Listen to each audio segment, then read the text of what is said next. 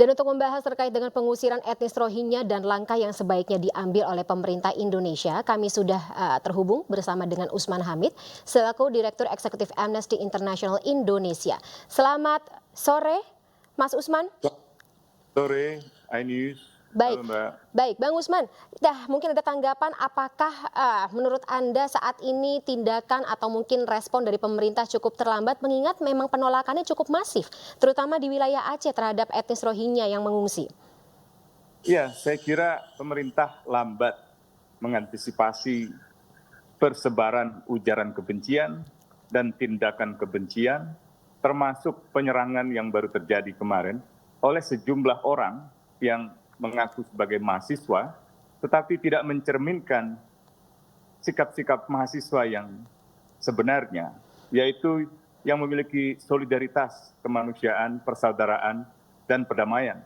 Apalagi Aceh pernah mengalami satu situasi konflik bersenjata, di mana begitu banyak orang Aceh mengungsi, begitu banyak orang Aceh mengalami perlakuan yang merendahkan, yang tidak manusiawi, yang kejam dari pendekatan kebijakan militer di bawah daerah operasi militer saat itu.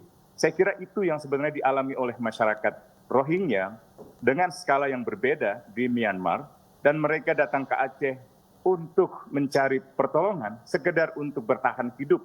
Mereka mayoritas perempuan dan anak-anak seharusnya diperlakukan dengan cara yang benar. Saya kira tindakan orang-orang yang berseragam jaket mahasiswa itu sama sekali tidak bisa dibenarkan dan sangat disayangkan. Ini mengingatkan kami pada fenomena ujaran kebencian dan persekusi yang dipicu oleh misinformasi dan disinformasi tentang Rohingya. Karena itu kami meminta pemerintah untuk mencegah meluasnya kebencian dan penyerangan terhadap Rohingya lebih jauh.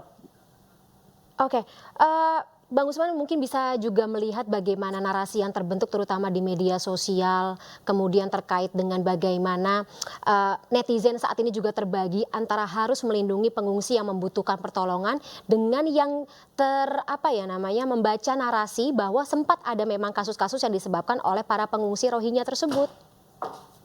Ya, tentu saja di dalam satu situasi yang darurat semacam itu, ada satu dua orang atau beberapa orang yang melakukan tindakan yang mungkin tidak etis atau melakukan perbuatan yang tidak disukai oleh masyarakat di sana, tetapi menyalahkan seluruh orang Rohingya, termasuk perempuan, orang tua, dan anak-anak, adalah tindakan yang tidak pantas sama sekali. Tidak mencerminkan sikap-sikap bangsa Aceh yang besar, yang di masa lalu begitu tinggi solidaritasnya di dalam menyelamatkan orang-orang yang ada dalam bahaya di laut. Beberapa tahun yang lalu, sejumlah nelayan, termasuk Panglima Laut Pak Badrodin, itu menolong begitu banyak orang-orang Rohingya, dan dunia memuji. Hari ini justru ada orang-orang yang mencemari, mencederai nama baik Indonesia, nama baik orang-orang Aceh, yang sebelumnya sangat dikenal menolong orang-orang pengungsi Rohingya. Dan saya kira pemerintah tidak perlu mengulang-ulang pernyataan bahwa pemerintah tidak terikat dengan konvensi pengungsi. Iya. Konvensi lainnya, konvensi tentang hukum laut, the law of the sea, dan juga konvensi tentang pencarian dan pertolongan, search and rescue, mewajibkan pemerintah Indonesia untuk menolong mereka yang ada dalam bahaya di laut. Konvensi anti penyiksaan yang sudah diratifikasi oleh Indonesia, itu mewajibkan pemerintah Indonesia untuk mencegah agar orang-orang pengungsi Rohingya itu misalnya dikembalikan secara paksa ke negara di mana mereka akan mengalami penyiksaan dan perlakuan lain yang kejam, tidak manusiawi, dan merendahkan martabat manusia. Seharusnya pemerintah bersikap lebih positif, menggalang dukungan, menggalang solidaritas masyarakat Indonesia yang selama ini telah begitu baik menolong Rohingya di Cox's Bazar di Bangladesh. Mulai dari Lazismu Muhammadiyah, Nahdlatul Ulama, sampai dengan organisasi seperti Mercy, Dompet Duafa, dan lain sebagainya, yang menolong orang-orang Rohingya. Seharusnya itu yang dikembangkan oleh pemerintah, bukan terus-menerus mengulang pernyataan bahwa pemerintah tidak terikat oleh konvensi pengungsi, seolah-olah ada pembenaran terhadap tindakan untuk membiarkan para pengungsi itu ada dalam kesusahan, apalagi sekarang disudutkan, dibenci, bahkan diserang tanpa ada dasar yang jelas. Saya kira pemerintah harus membenahi sikapnya, harus tegas. Jangan takut dengan Myanmar. hanya karena pemerintah misalnya memiliki kerjasama keamanan atau kerjasama ekonomi dengan Myanmar atau dengan Tiongkok, sebuah negara yang juga sangat dekat dengan Myanmar dalam urusan Belt and Road Initiative dan inisiatif ekonomi lainnya. Saya kira untuk Bang Usman, pemerintah harus tegas menolong mereka, menyelamatkan mereka, dan menindak orang-orang yang menyerang Rohingya secara hukum.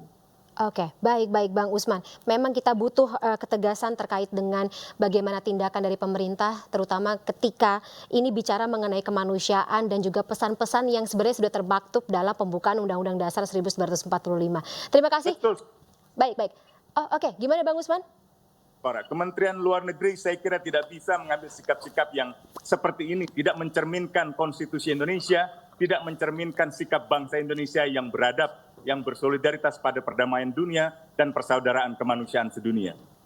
Oke, baik. Bang Usman sendiri mungkin ada imbauan, bukan pesan-pesan mungkin yang bisa juga dijalankan terutama untuk warga yang bisa menonton iNews sore hari ini yang ada di wilayah-wilayah yang didatangi oleh para pengungsi Rohingya. Bagaimana cara kita tetap bisa membuka hati untuk kemanusiaan tersebut?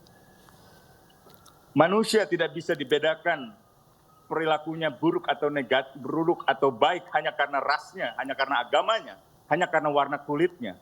Dan manusia hanya bisa dianggap baik kalau memang perbuatannya baik. Apakah ia orang Indonesia, orang Rohingya, orang Islam, atau orang Kristen, atau orang apapun, itu tidak menjadi penentu baik tidaknya seseorang. Dan bangsa Indonesia dikenal sebagai bangsa yang paling dermawan di dalam menolong solidaritas kemanusiaan di Palestina, di Ukraina, di Myanmar, di Rohingya dalam tahun-tahun sebelumnya. Karena itu mari kita cegah tindakan sekelompok orang yang ingin menciderai Indonesia dengan tindakan pengusiran, ujaran kebencian yang didasarkan pada misinformasi dan disinformasi. Kalau ada yang ingin memahami masalah Rohingya, bacalah media-media yang bertanggung jawab. Kalau di Aceh, saya kira Aceh kini yang akun Instagramnya baru dihilangkan, meskipun Bang Usman harus menjadi rujukan bersama. Baik Bang Usman, terima kasih banyak atas insight-nya dan juga waktunya dalam iNews sore hari ini. Sampai jumpa Bang Usman, selamat sore.